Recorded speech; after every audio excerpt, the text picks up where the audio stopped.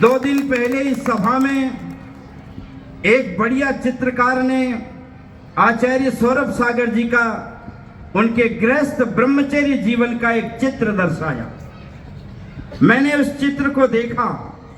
जब उसका पट्ट खुला तो मैंने देखा इस बालक के चेहरे पर दाढ़ी और मूंछ के उदय नहीं है। सुंदर भौहें हैं, लाल चमकता हुआ गुलाबी चेहरा है, लेकिन इसके चेहरे पर दाढ़ी और मूंछ अभी आई नहीं है।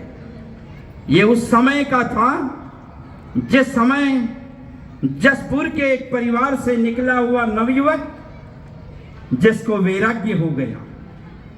ऋषभ देव ने तो अपने जीवन के 83 लाख पूर्व वर्ष तक भोगने के बाद में एक निमित्त को पाकर के निर्वाण का मार्ग पकड़ा था और मुनि बने थे।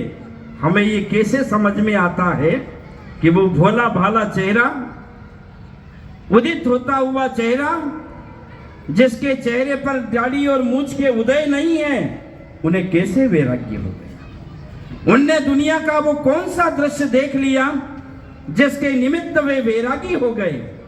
लेकिन जिन जीवों के आत्मोन्मुखी पूर्व के अच्छे संस्कार होते हैं, जो पिछले जन्म में भी मुनि रहा हुआ होगा, जिसने कठोर तप और साधना की होगी, ऐसे ही व्यक्ति जीवन के बाल्यकाल में भी मुनि बनने का संकल्प कर लेते हैं। और उनमें हैं हमारे आचार्य सौरभ सागर महाराज जी।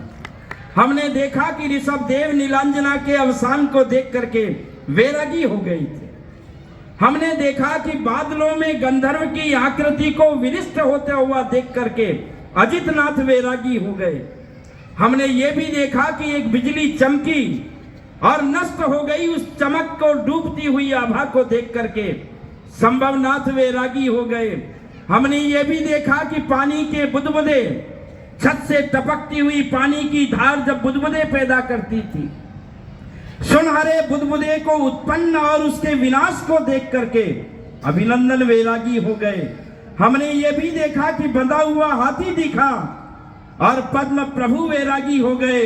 हमने ये भी देखा कि एक बूढ़े की जर्जर काया को देख करके, उसकी व्यथा को सुन करके चंद प्रभु वैरागी हो गए। हमने ये भी देखा कि पतझड़ से सूखा ठूंठ देख करके वासपुज्य वैरागी हो गए। हमने ये भी देखा और सुना कि एक सफेद बाल को देख करके शांतिनाथ वैरागी हो गए। हमने ये भी सुना कि बछड़ों की करुण पुकार सुन करके नेमिनाथ वैरागी हो गए। और हमने ये भी देखा कि आकाश में किसी उल्का के पतन को देख करके पार्श्वनाथ वैरागी हो गए। हमने ये भी देखा कि किसी अयोध्या के राजवंश का वैभव की कथा सुन करके पार्श्वनाथ और महावीर वैरागी हो गए। हमने अनेक तरह के वैरागी के दृश्य को देखा है और सुना है कि इन कारणों को पाकर के वैरागी हो गए।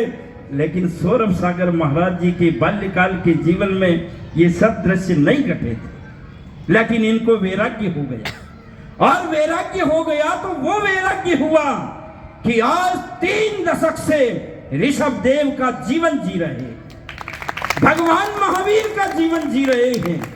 इनकी साधना को यदि हम तोलें, चौथे काल में जितने तीर्थंकर हुए, जितने साधु हुए, वे तो वज्र वृषभ नाराज सैलन के धारी थे। उन्हें बंदूक की गोली उनके शरीर को छेद नहीं कर सकती थी, इतना वज्र सैलन था। लेकिन इस पंचम काल में असंप्राप्तक श्रपाटी का सैलन है। यदि इस चौकी से गिर जाएं तो हड्डी के 4 टुकड़े हो जाते हैं। सवेरे से शाम तक यदि खाना नहीं मिले तो शरीर मुरझा जाता है। ऐसे इस असंप्राप्तक श्रपाटी का सैलन वाले कमजोर देह में इतना बड़ा वैराग्य सौरभ सागर जैसे साधुओं के हृदय में समा जाता है। ये इस काल के देवता कहलाते हैं। हमें तो मुनि के रूप में दिख रहे हैं, लेकिन ये साधु बाल्यकाल से निर्दोष साधना कर रहे हैं। ऐसे साधु आज अपने को दुनिया में मिलते हैं। ये हमारे जैन शासन का गौरव है कि जिन्होंने ऋषभ देव और महावीर की पताका को अपने मजबूत हाथों में लेकर के दिग दिगंत तक जैन धर्म का प्रचार करके जैन के शासन को कुशलता से यहां तक पहुंचाया है। इसलिए ऐसे साधु जयवंत रहे। जब तक सूरज और चांद रहे इस धरती पर इस तरह के महात्माओं का सद्भाव हमारे जीवन में बना रहे, ताकि जैन धर्म का शासन जयवंत रहेगा।